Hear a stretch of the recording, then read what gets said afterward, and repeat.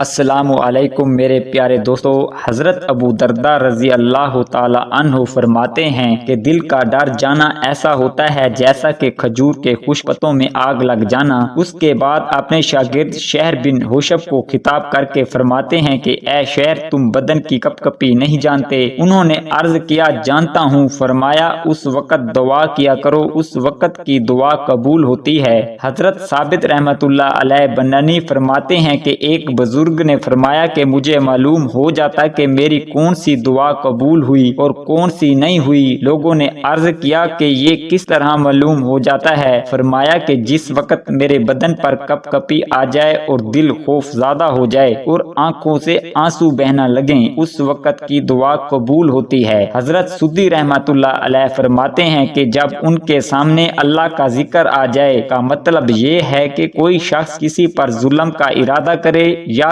کسی اور گناہ کا قصد کرے اور اس سے کہا جائے کہ اللہ سے ڈر، تو اس کے دل میں اللہ کا خوف پیدا ہو جائے۔ حارث بن مالک انصاری رضی اللہ تعالی عنہ ایک صحابی ہیں۔ ایک مرتبہ حضور صلی اللہ علیہ وآلہ وسلم کی خدمت میں حاضر تھے۔ حضور صلی اللہ علیہ وآلہ وسلم نے دریافت فرمایا، حارث کیا حال ہے؟ عرض کیا یا رسول اللہ صلی اللہ علیہ وآلہ وسلم، میں بے شک سچا مومن بن گیا۔ حضور صلی اللہ علیہ وآلہ وسلم نے فرمایا کہ سوچ کر کہو کیا کہتے ہو؟ ہر چیز کی ایک حقیقت ہوتی ہے، تمہارے ایمان کی کیا حقیقت ہے؟ یعنی تم نے کس بات کی وجہ سے یہ طے کر لیا کہ میں سچا مومن بن گیا؟ عرض کیا کہ میں نے اپنے نفس کو دنیا سے پھیر لیا، رات کو جاگتا ہوں، دن کو پیاسا رہتا ہوں یعنی روزہ رکھتا ہوں، اور جنت والوں کی آپس کی ملاقاتوں کا منظر میری آنکھوں کے سامنے رہتا ہے، یعنی دوزخ جنت کا تصور ہر وقت رہتا ہے۔ حضور صلی اللہ علیہ وآلہ وسلم نے فرمایا، حارث بے شک تم نے دنیا سے اپنے نفس کو پھیر لیا، اس کو مضبوط پکڑے رہو۔ 3 مرتبہ حضور صلی اللہ علیہ وآلہ وسلم نے یہی فرمایا، اور ظاہر بات ہے کہ جس شخص کے سامنے